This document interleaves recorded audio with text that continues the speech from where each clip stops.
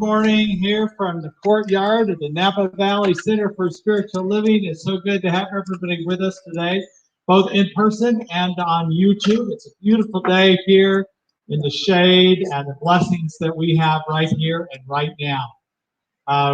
We want to begin. We have Bodhi here. We have another live musician. These are just incredible. These live people that are like you can touch and feel. I'm going to turn it over to Bodhi now.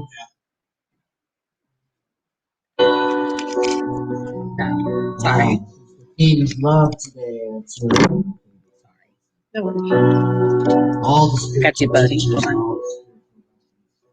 All the spiritual.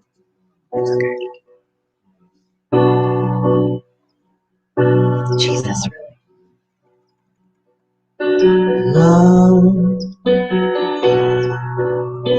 Love is what we are made. Oh, sorry, I didn't mean to laugh. Love is what we belong to. Love is our deepest prayer.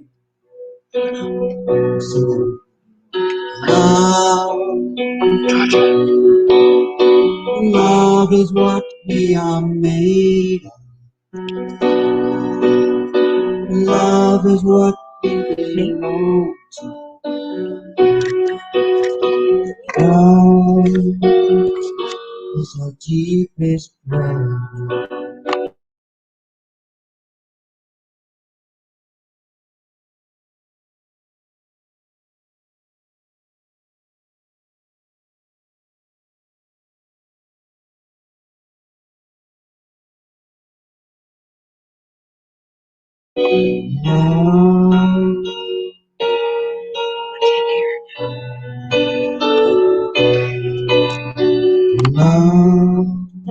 Now we can hear now. Now we do. Okay. What's going on? You can hear us talking. She can hear the music. And that she's on YouTube. I can hear you. She's on YouTube right now. Okay, she can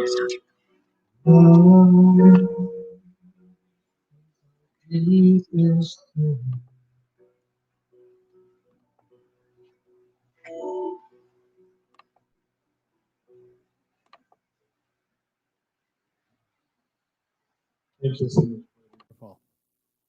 It's our deepest prayer. So good to have everybody here today in this community, whether it be virtual or in person. It's such a blessing to have you today. This is part of a community that today I'm going to talk about is a revolution of love, a love revolution. And so we continue to gather and be in this place to connect deeper. And we also know this consciousness knows no boundaries of space, so that if you're gathered with us online, you too are joining in this consciousness that we are. What I love about this way we start out each service is we send a blessing out to everybody here, everybody out in virtual land and YouTube, on Facebook, as well as I'll receive these blessings too. So we just raise our hands and we say, and you have a little sheets of paper if you got one of those, it says it. If you know, sometimes we don't gather, we forget what it is. So it's on there, a piece of paper. So we just say, we bless you today, knowing that the peace and happiness you seek is also seeking you. We honor your inner radiance as you let your light shine in the world. We are grateful for your presence in our community. And so it is. And we also like to repeat our vision and mission statement of the Napa Valley Center for Spiritual Living. So our vision is, we are an inclusive community for spiritual growth and compassionate action. And our mission statement, we are co-creating a world that works for everyone by living intentionally, loving unconditionally, and seeing God in all people and all faiths. Glorious affirmation this morning. So good to see everybody here. I can't see you out there in YouTube, but I know you're there. So sending this love out to you right where you are. I want to let you know a few announcements before we begin the regular part of our service. First of all, the tickets for Unbottled have gone on sale.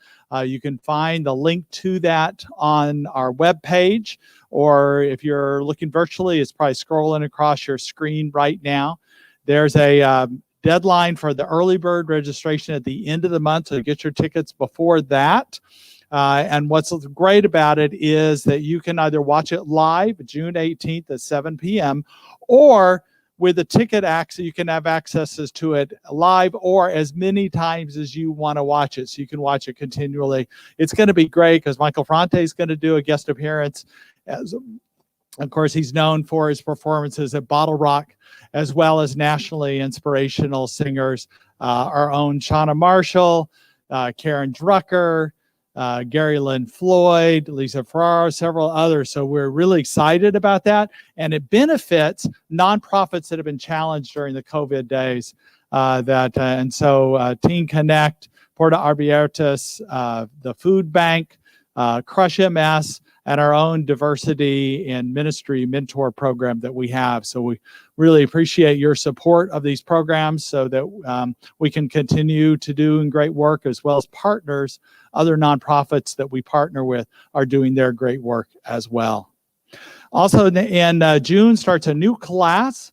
It's a hybrid course, which means it is both virtual and in person. So you can do either one. In June, we're going to stay virtual. Bernessa is going to teach that part of it. And then in July, we'll have the hybrid part of it where it can be in person, or that I'm going to teach, or virtual also.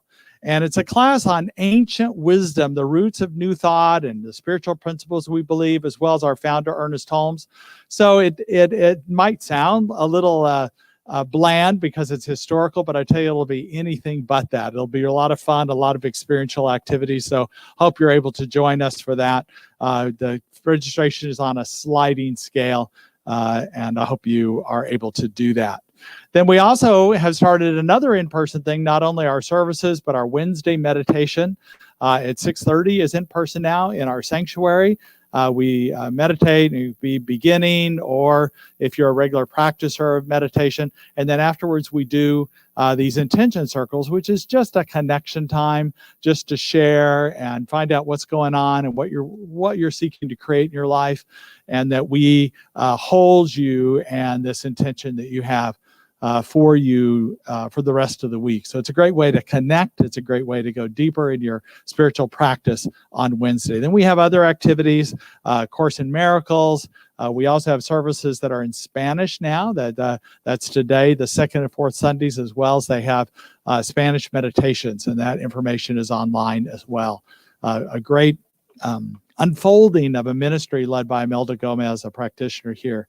And so it's wonderful to celebrate that Spanish ministry that we're doing right now, Spanish language ministry. So anything else you want to know about? The little sheet of paper you've got has a little QR code. That QR code, actually, if you just take a picture of it, if you have a really smart phone, not a smartphone, but a really smartphone in the last few years, you just take a picture and automatically the website comes up, or the site's up there. So check out our website. We're always evolving, always changing it. And now we'll begin the sacred part of our service.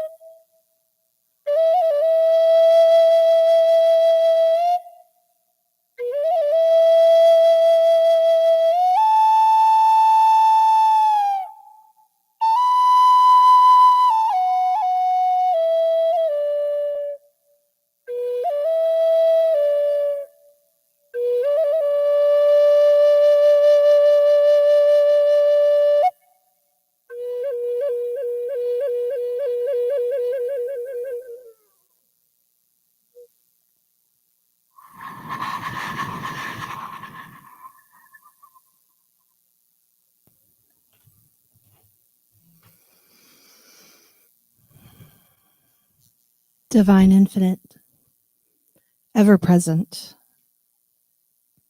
the love that is the light and power which energizes everything and everyone, absolutely, never ending, omniscient and omnipresent, the all in all. That is what I am made of. That is where I come from, and that is where I go to. Just as this is true of myself, this is true of everyone who hears my voice and everyone who does not. We are all a part of this one love, expressing itself perfectly as we are individual expressions of itself. So remembering this, I remember that this is what we come to do today, to commune with this love within each one of us together, remembering our divine truth. And knowing this is already happening, I just proclaim that it is already so, and so it is. So Re-Love-ulution, remembering this love. Love, to me, is this calling that I have. It is my calling to ministry, in which I study now. I had a teacher tell me, do you know what called you here? Love called you here. And to me, this is the true expression of my life, that love has called me into this being, called me into this service, called me into the expression that I can only keep blossoming into. And for me, this is remembering to love myself as God loves me, because God doesn't make mistakes. And how can I say, well, God doesn't make mistakes everywhere else but here? So I just remember that I am made in this perfect and divine image, likeness, knowingness, feeling, loving. So remembering that, I often think of, I am one of those people who stops and actually smells the roses, because I like to find that rose that smells so sweet. And I don't bother with the ones that don't smell. And I know where they are in my regular walks, and I'll stop and smell that rose. And only when it's blooming, I just don't bother, like I said. But I was thinking about love, and this love is me. And, we don't look at the rosebud and say, you're imperfect. You're not done yet. We know the promise of it. We know that soon it will lose a little bit of its green and open a little more. And soon after that, it will become a little fragrant. And if we wait with the sun and the water and time, it blossoms sweeter and sweeter and sweeter until the end. Like life, we start, we form, and we become more and more of ourselves, stepping into this love that is already present. So I just remember that about myself, and I hope you'll remember it about you, that you're constantly blooming, constantly becoming more of this vision that Spirit has for you. That already holds this, already knows this about you. And we can say yes.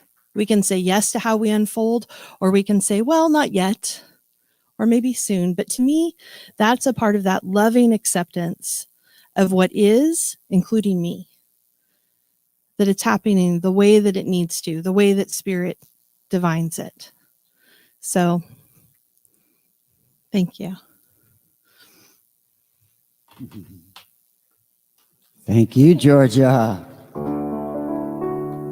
Wow. It's great to be here today. Wow. Real people. Anyway, I often get my songs from those little books, the little Unity book and the Centers for Spiritual Living have those monthly magazines, and every day there's an affirmation, and so every time I read those, there's always a really good line. And so this one was called, I will greet this day with love in my heart. And I read the little thing, and then I went off and wrote this song. And I I thought it was appropriate for Jay's theme today.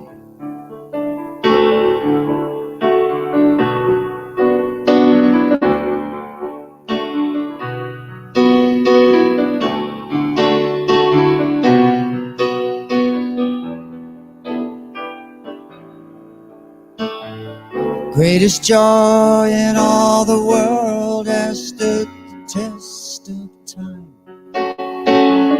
proven over and time again, a melody that rhymes. Power of a simple word can break the clouds apart.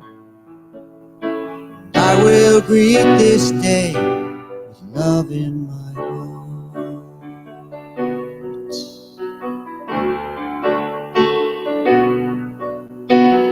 A shield of love protects me now against the angry spears. No matter what forces come my way, there's nothing I have to fear. When challenged or lost in stormy seas, I know just where to start. I will greet this day with love in my heart. Yeah, that's a good solo there.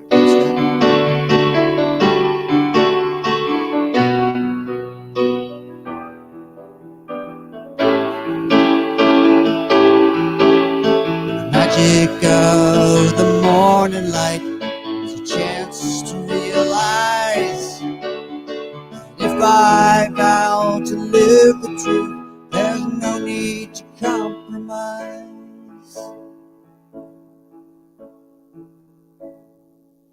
So I will take a stand right now and listen to my inner voice. A moment just before I speak, I always have a choice. And because I want my life to be a reflection of the highest art, I will greet this day with love in my heart. And I will greet this day with love in my heart. I love that bird. Rock on, dude.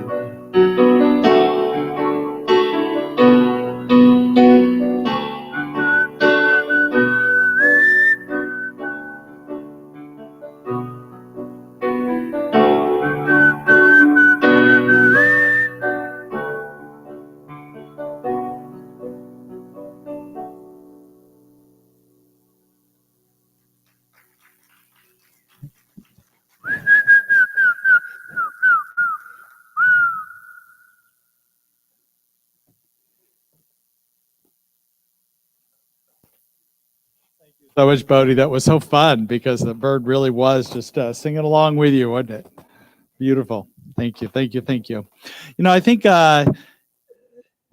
we're still remembering how to talk with each other, how to converse with each other, how to be with each other in person after so much isolation that we've had during this time. And it's interesting because I have been depending on Shauna and the production team to introduce people because there's little things to scroll across. That's like, when you're in person, I need to remember.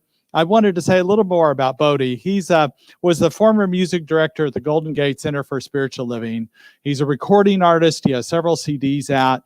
I was talking to him this morning about doing a sound healing workshop with us. We've enjoyed those in the past. So, and he's going to be a regular part of our services at least once a month. So we're just so happy that he's here. So let's give him another round of applause. And then Georgia Davis is a ministerial student, but she's also our music coordinator and is really great about getting people in and connecting with them, because I don't know if you know, if you're not a musician, I'll let you know that music is a different language. And I don't speak music. So it was great to have Georgia, who not only sings up here on occasion, but is able to coordinate that. And I also get the privilege of being able to instruct her too, as far as she continues in this pathway of ministry. So let's give her a round of applause too. So the monthly theme that we've been talking about is a holy uprising. And part of this uprising is a love revolution, a re-love-ulution, a revolution of evolving love in us. And this is not always an easy thing to do, to continue to be in the space of love, in the space of deeper connection, but it's something that we remember, ignite within us. We know there's a divine source. It's always in us, and we can tap into that. And this center is now, this year, celebrating 50 years of this love, 50 years of this revolution, Re-Love-ulution that we've been doing. And it's great to celebrate that. And what's interesting about 50 years ago, when you think about it, 50 to 60 years ago was the 60s, and there were marches and civil and racial unrest, people being racist and showing prejudice and discrimination, including here in this valley. I don't know about you, but that sounds pretty familiar, doesn't it? It seems like we're coming back around, that some of those ideals that were put out in the 60s of treating everybody equally, of loving everybody, have been lost a little bit. They were just an ideal, and now it's time that we put it in practice, and we can't do it from thinking about it. We've got to be able, in the world, the compassion in action. And when we talk about love, we're talking about loving everyone. And if you are hesitant, which I don't know about you, but lately I've been a little hesitant because I'm remembering how to connect with people. But what I've noticed is, in this hesitancy, there's space to listen. And how beautiful that we have this space to listen to each other. So let's let go of the hesitancy, but I suggest we keep the space for listening to each other, to honor each other, to acknowledge each other, to take time in conversation. Don't be in a hurry with it. Allow it to open up in this way. And let's keep marching for what's important for us. Let's keep advocating for those who are oppressed and suppressed and victims of violence. And let's love everyone. Let's connect deeper. I've been reading a book by Valerie Kaur, K-A-U-R, Kaurs, or like Valerie Kaur, K-A-U-R. And she's written a book called about Love Revolution. And she founded a Love Revolution project. And she is it was also a memoir which she wrote. And in it, she talks about that she grew up as a Sikh. Now, if you don't know much about Sikh, it's a unique religion that was founded in India. There are over 30 million Sikhs across the globe, but most of them are in India where it was founded. But part of the founding of this and the beliefs they have is the men and some of the women wear turbans. They let their hair grow long and they wrap up their hair in this turban. But it's very significant, this turban they have, in that it covers their third chakra, so they're aware, awakened of this, that it's physically on their head like a hat, but more so, it's also tightly wrapped around and covers their temples, which gives them a sense of peace and calm and centeredness during the day. So it's a spiritual practice, but it's also a proclamation about what their values are and what they're seeking to do in the world, that they're loud and proud in saying that they want to be active in the world, that they see themselves, they call themselves out as an advocate for those who are oppressed and suppressed. And they actively, just the way someone might wear a cross or a Star of David, proclaim their faith out loud. But the conflict or potential challenge has been that they've been mistaken for terrorists. just like some Muslims in our country have been mistaken for terrorists. Of course, they're not terrorists. There are people who are Muslim who are terrorists. There's also some people who are Christians, and Jews are terrorists.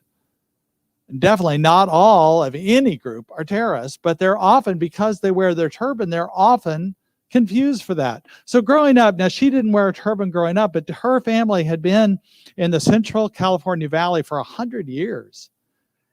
But as she went to school, she was teased and made fun of, called a black dog because of the color of her skin. She was told she was going to go to hell because she wasn't a Christian. And it only increased even more when 9/11 happened in 2001, when in horror she watched the scenes of the Twin Towers as they collapsed and the tragedy that happened. But in the aftermath, people from her faith wearing the turbans were accused of being terrorists. It increased and there was violence on them. The first person that was killed in a violent attack, thinking that they were doing something against terrorism, was a Sikh man who was in front of a gas station, and he was shot and killed. So she dealt with the pain of this, and yet the people in her faith didn't back down for who they were. She continued to connect in this way, to be in this way.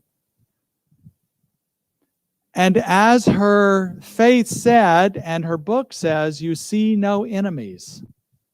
You see no enemies. Even those that seem to be against you, it doesn't mean we roll over. You still advocate. You still protect those you love, protect those who are suppressed and oppressed. In fact, many Sikhs are private security force. They're lawyers like Valerie Kaur is.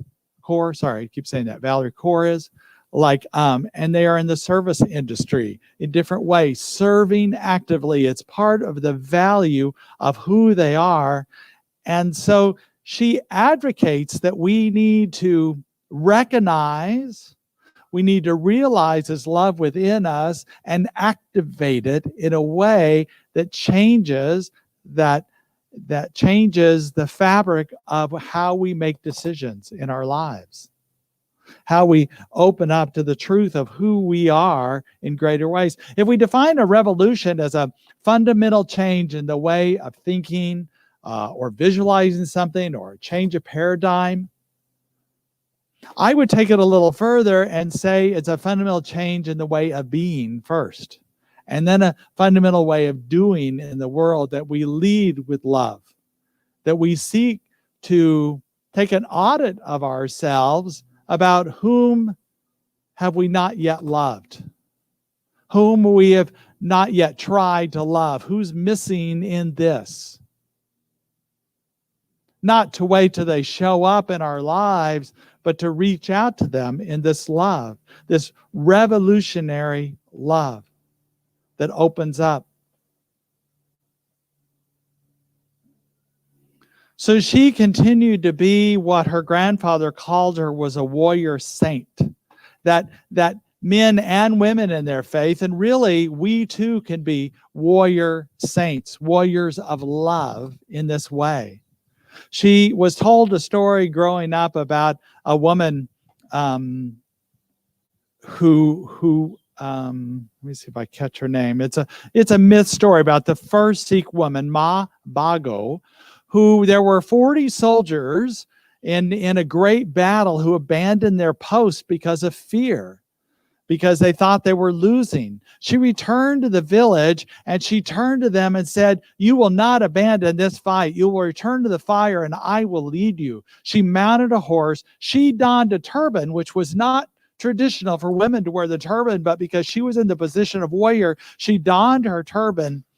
And with a sword in her hand, fire in her eyes, she led them where no one else would. She became the one they were waiting for. So her grandfather, when he told Valerie the story, says, "I know life is hard, but do not abandon your post. Your post is to love. Your post is to engage, to connect deeper and be this love out in the world.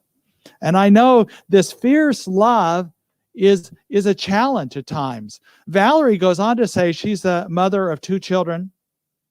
And she said love is sometimes like labor, where there is a transition point. And I obviously have not given birth, but I've been blessed to be a birth coach of my first wife and the birth of our 2 sons.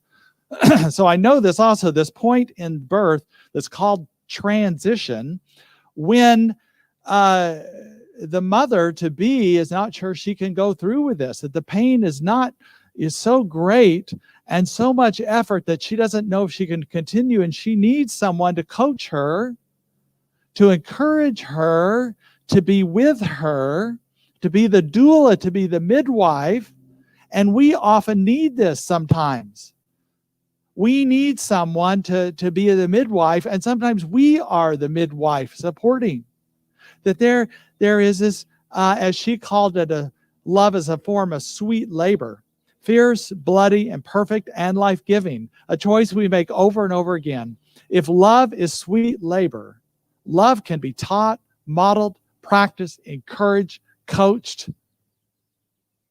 It doesn't mean that we have it all figured out, and yet we still keep trying. We look at who have we not yet loved. And I'll tell you, the person that usually comes up when I ask that question to myself is myself. Funny story is Saturday nights are sacred for me, because I want to make sure I get plenty of sleep, because Sundays take up energy. And so I have a ritual of having an adult beverage about 8, 9 o'clock to kind of calm me down. And I turned off all the television and computers and all that stuff. So I was at the farmer's market yesterday. It was really fun to be at the farmer's market. And this guy was selling beer that he had crafted in his business. And it was this maple porter. And I love dark beers. So I thought, I'll get one of those. And so in my ritual, I pulled it out and I drank it, and I was feeling sleepy, and I went on to bed, and I was reading a book. But then, I usually stay up till 11 or so. So when 10 o'clock, 11, 12 o'clock came, and 1 o'clock came, and 2 o'clock came, and I go, oh my goodness, what is going on? And so I get up, and I wondered about the beer that I had drunk. So I pulled it out, the can out of the recycling, and sure enough, it said maple porter, but in the middle of that, it said the words espresso. I did finally get to sleep about 3 o'clock this morning, got a couple hours of sleep. That's okay, one night. But still, there was a moment of, God, you're so stupid, Why didn't I look at that before I drank it? So sometimes the person that we haven't loved yet is ourselves. And sometimes it's someone who's an apparent, seems like an opposition to us. And what Valerie talks about, and what I've heard Parker Palmer talk about, is when we are challenged to love somebody or ourselves, we turn to wonder, to wonder about the person, to be in awe of them. We may never know the whys of why they do something, but we still can allow ourselves to connect, allow ourselves to listen, allow ourselves to consider the possibility that we may never know what's going on with a person, but we can make some assumptions that there's some pain there. There's a confusion, there's a doubt, there's a searching, and they believe their actions are ways that they can meet their needs. Valerie also uses a term about tending the wound.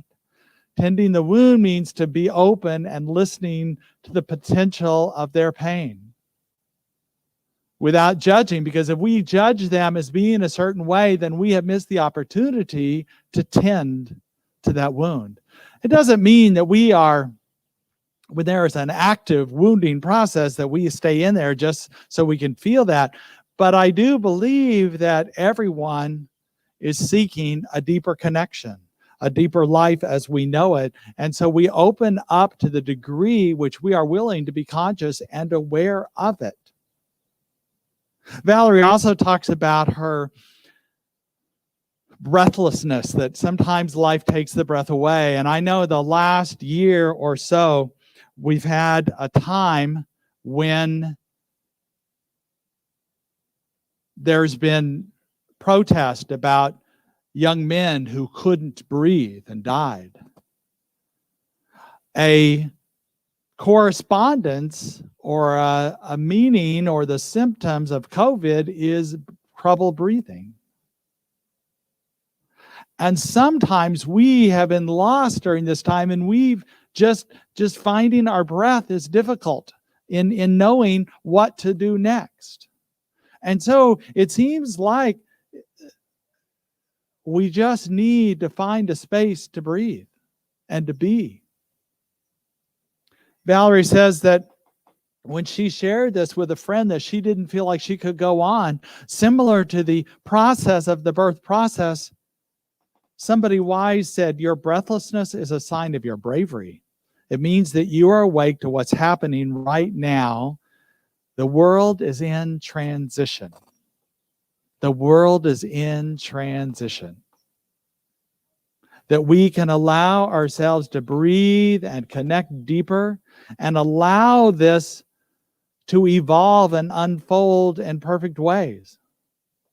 So I would suggest 3 things that we do in order to allow this love to unfold.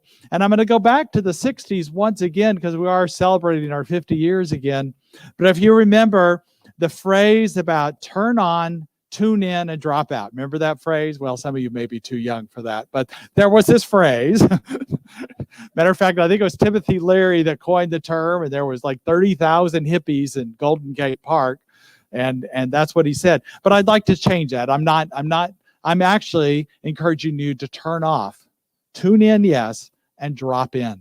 So turn off means the noise, the chatter, the opinions of others, and even our own opinions that are inside of ourselves. Just lower the volume of them. Find some space. Find some space to breathe. It could be meditation, but it could also be sitting in a park on a bench. It could be going for a walk. It could be walking with your dog or spending time with your cat or just connecting with a friend or listening to the birds sing above.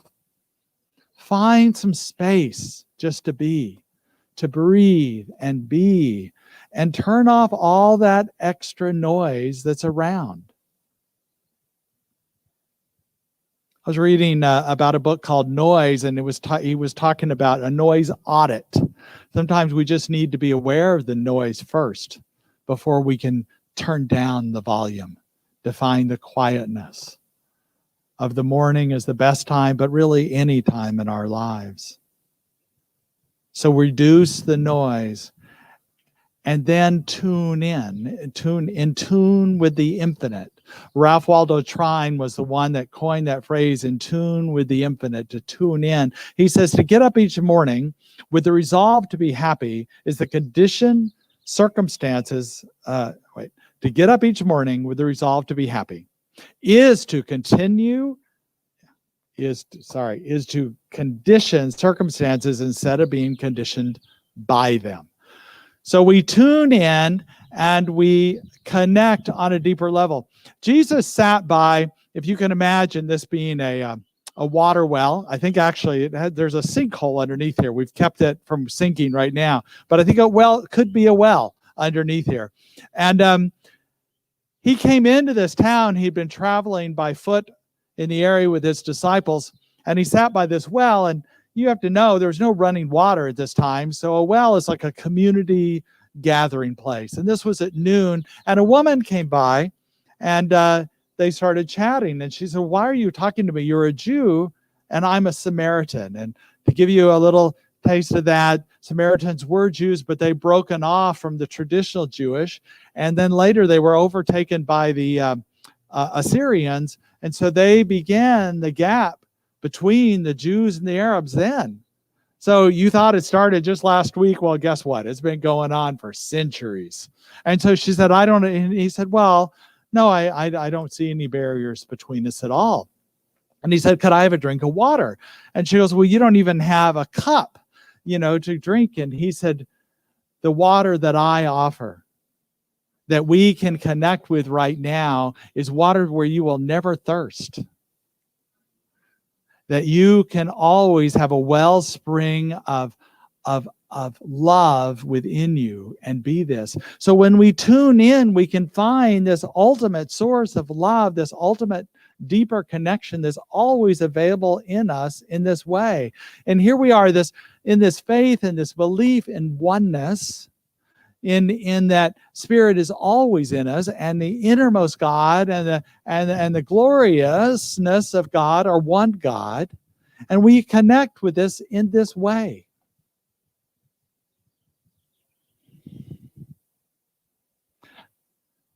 So the third thing I wanted to say is, so we tune out, we turn off, tune in, and then we drop in. We drop in and engage. The great work of revolutionary love that we are being called to do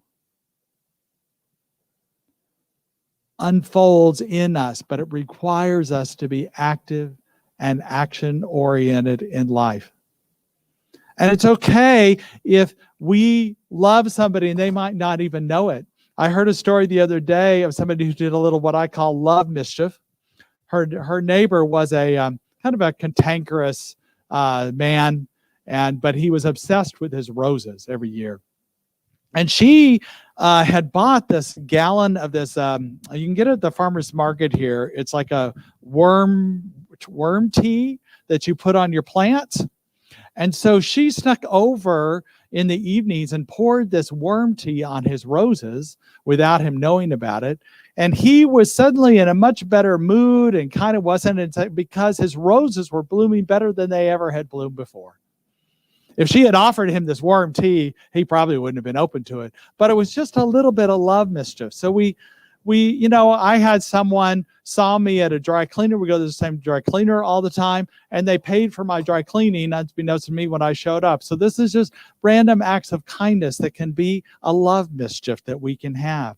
This revolutionary love.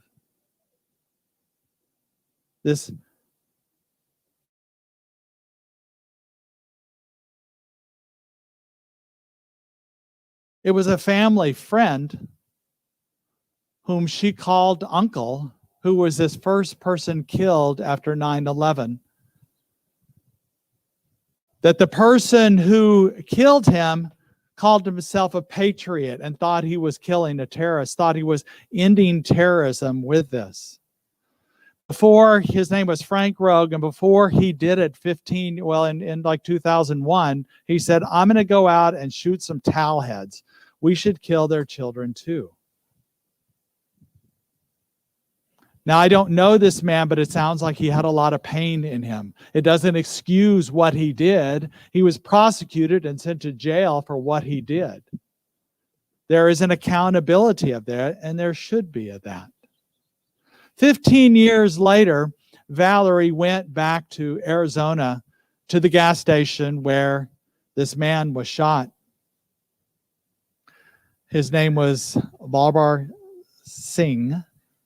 And his brother Rana was there. And together they lit a candle and honored his brother and their friend, her uncle. His brother said, nothing has really changed. There's still attacks on our faith. And in fact, if you keep up with the news, the FedEx shooting happened, and many of the people that were shot at the FedEx facility were Sikhs. But Valerie said, okay, I hear you, but who haven't we tried to love yet? Who have we not yet tried to love? And they both immediately thought of this man, Frank Rogue. So they decided, with a little trepidation, a little fear about talking to him, because they didn't want him just to talk with him if he's still angry. So they called him. They were able to reach him by phone, and he agreed to talk to them.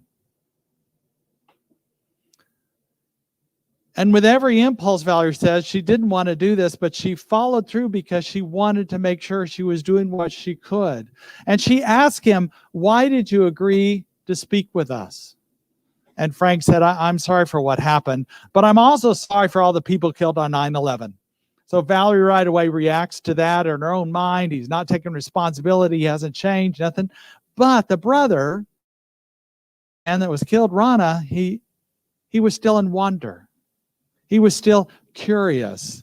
He followed up with a part that he saw an opening. He said, you said you're sorry. It's the first time I've heard you say that. Well, yeah, I am sorry for what I did to your brother. One day when I go to heaven to be judged by God, I will ask to see your brother. I will hug him and I'll ask for his forgiveness. See, what the opening was to reflect, I hear that. You know, forgiveness is not forgetting, but forgiveness is letting go of the hate. And freedom is found when we let go of the hate. And Rana says to him, you need to know that my ancestors and myself, we have already forgiven you. Frank didn't say much after that, but I think he heard it. And I think this is the declaration of love that we need to continue to be, that we need to continue to allow to evolve in us, to create a revolution in us. In one of her statements, she says that we declare our love for all who are in harm's way: refugees, immigrants, Muslims, Sikhs, Jews, queers, and trans people, Black people, Indigenous people, Asian Americans, Latinx, the disabled, women and girls, working class people, and poor people. We vow to see one another as brothers, sisters, and siblings. Our humanity binds us together, and we vow to fight for a world where all of us can flourish. We vow to fight, not just to, oh, it's going to come about someday, to fight, to advocate, to work together as a community to fight for a world where we can all flourish. Just take a breath into that as we go into prayer, that we can all flourish. We know in this moment there is only one God, one love in this world. And it's within our breath that we connect with this love, that we are this love. And we ask ourselves in this moment, where have we not tried to love?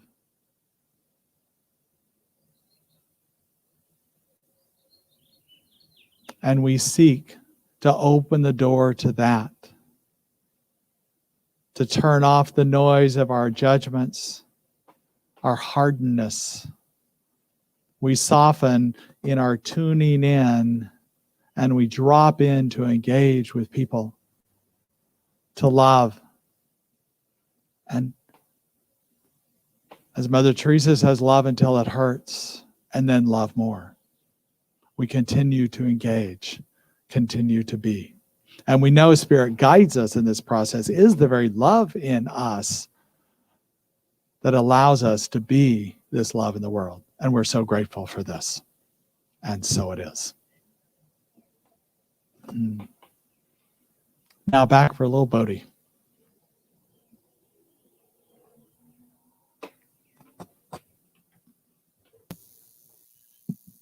Wow. I don't know how you do it, Jay. You just inspire me every time. Really great. So I have sung this song before here, and but I love singing it. And since the theme was love, I couldn't resist. Let me feel your love. It's just one of my favorite songs, and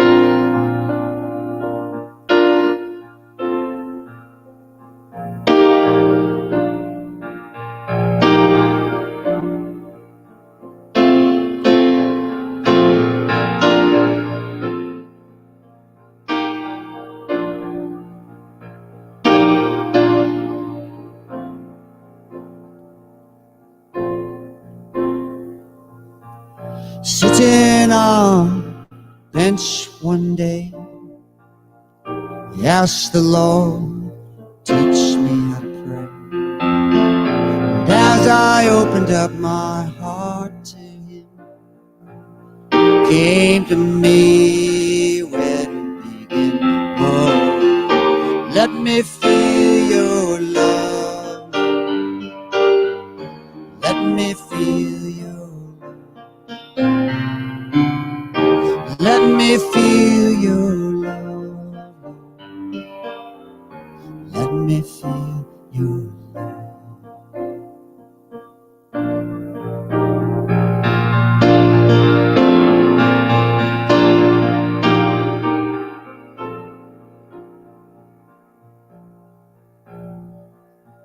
And in those moments when I felt so close, must own the consequence for the path that I chose. Time and time again I reached for the sky, only to remember truth lies inside. Oh, let me feel your love, Lord. Let me feel your love. Let me feel your love, Lord. Let me feel your love. Let me feel your love.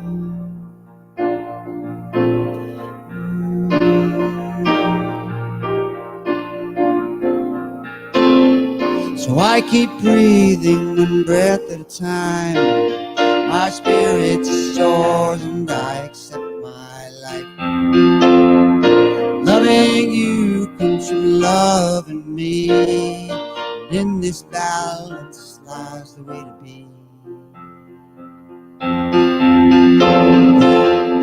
Let me feel your love, Lord. Let me feel your love. Let me feel your love.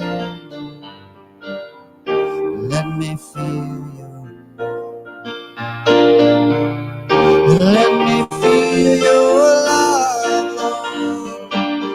Let me feel your love. Let me feel your love, Lord. Let me feel your love.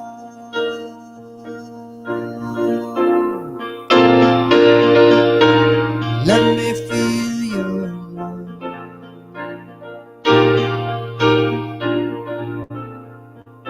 Feel your love.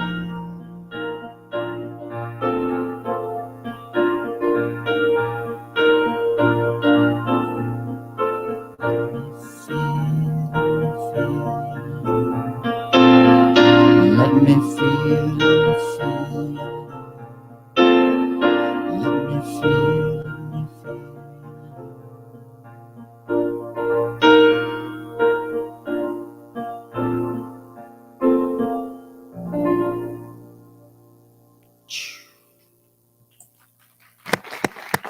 Thank you, Bodhi. What a perfect song for today. Just what a great affirmation to just let the love in today. It's so good to have everybody here today. I'll let you know that I think we're going to be heading into the yellow tier this week. Our numbers are doing great. So we don't have to be a secret anymore. You can invite friends. Everybody can come now. Come on, bring them on. Let's party together here on Sunday morning. So, and you're also welcome to come on Wednesday evenings for meditation as well. Sign up for class. I also just want to acknowledge you for your support of the center this month and every month. It's been a different kind of year, and your support has been love to me, love to Mary, and love to our community here. So thank you so much. There's a donation basket here. We invite you to participate in circulation by knowing that what you give comes back to you tenfold, and we so appreciate it. And let us say our affirmation. You'll find it on the sheet you have. By the way, just take those sheets home. We don't want them back. So, but you're welcome to look at that. And we repeat, divine love as me blesses and multiplies all that I am, all that I have, and all that I circulate. And we also bless our children. We've got a couple here. Do you want to come up here? Nope. Okay. Oh, you're going to put that in there. So we raise our hands and we say, we love you, we care about you, and we're here for you. And then the community affirmation, repeat after me. Something wonderful is happening through me right now. I am led by spirit. I am guided by wisdom. I am protected by love. I am here to be a blessing. I am so grateful. And so it is. Join me for this one. Okay, here we go. Peace is every step. And all of you too, if you know it. I am a prayer for peace. Wherever I go, peace goes with me. I feel peace inside. In every breath, peace abides. I know the joy of peace. I choose fear to release. Every moment, love wakes up, and peace is every step. Try that. I am a prayer. I am a prayer for peace. Wherever I go, Wherever I go, peace goes with me. I feel peace inside. In every breath, peace abides. I know the joy of peace. I choose fear to release. Every moment, love wakes up, and peace is every step. And peace is every step. And peace is every step.